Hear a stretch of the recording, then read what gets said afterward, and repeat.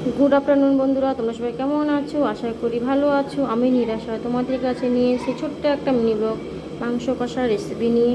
চলো আমি মাংসটা করছি, তোমরা দেখে নিও পুরো ভিডিওটা। ভালো লাগলে লাইক কমেন্ট শেয়ার করো প্লিজ প্লিজ। অনেক অনেক ভালোবাসা তোমাদের সবাইকে। দিয়ে দেবো তেল, আলুটা ভেজে নেবো প্রথমে লাল লাল করে।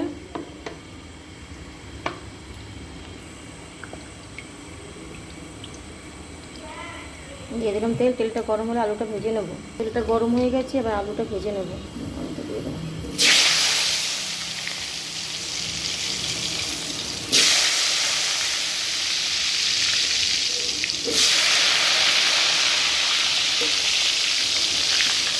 হালকা লাল লাল করে ভেজে নেবো বন্ধুরা। আজকে অন্যরকমভাবে করবো, মশলাটা কষিয়ে করবো।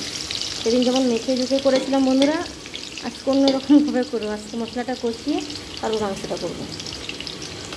আলুটাকে ভেজে তুলে নেব, তারপর মশলাটা কষাবো। আলু ভাজাটা গেল, ভেজে তুলে নিলাম। এবার তেলের মধ্যে দিয়ে একের পর এক মশলাগুলো দিয়ে দেবো জিরে গুঁড়া, কেটে রাখা পেঁয়াজটা দিয়ে দেবো।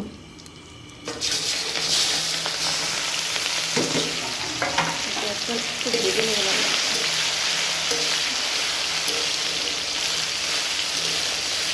এর মধ্যে এক এক করে মশলাটা, আদা বাটা, জিরে বাটা দিয়ে দেবো। স্বাদ মতন পরিমাণ মতন নুন দিয়ে দিচ্ছি। পেঁয়াজটা একটু লাল লাল হয়ে গেছে, মশলাগুলো অ্যাড করে দেবো। মিক্সচার গ্রাইন্ডারে সব কিছু আদা রসুন জিরে শুকনো লঙ্কা, তারপর 2 টুকরো 3 টুকরো পেঁয়াজ সব একসঙ্গে আমি মিক্সারে করে নিলাম। এই সমস্ত মশলাটা দিয়ে দেবো।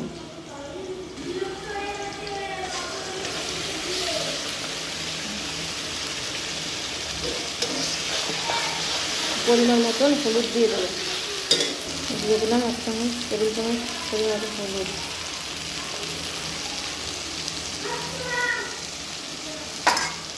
ভালো করে কষিয়ে নেব। একটু পরে মাংসটা দিয়ে দেবো।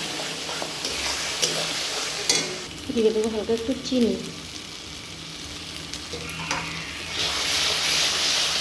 মাংসটা দিয়ে দেবো।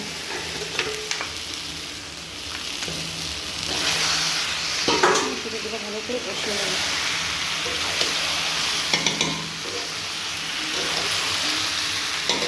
লাল ঝাল ঝাল চিকেন কষা করে নিচ্ছি। দেখো বন্ধুরা, মশলাটা কষিয়ে নিলাম দেখলে তোমরা। তারপর মাংসটা দিয়ে দিলাম। এই যে এখন আমি সেটা অনেক সময় ধরে কষাচ্ছি। প্রচণ্ড গরম লাগছে, এই জন্য মা আইসক্রিম নিয়ে এসছে। যে আইসক্রিম খেয়ে নিয়ে আগে তারপর রান্না করবি। এই যে আমি আইসক্রিম খাচ্ছি, আর বন্ধুরা তোমরাও এই গরমে আইসক্রিম খেও, বরফ খেও, ঠান্ডা খেও, যে যেভাবে পারো শান্তিতে থাকো এই গরমে।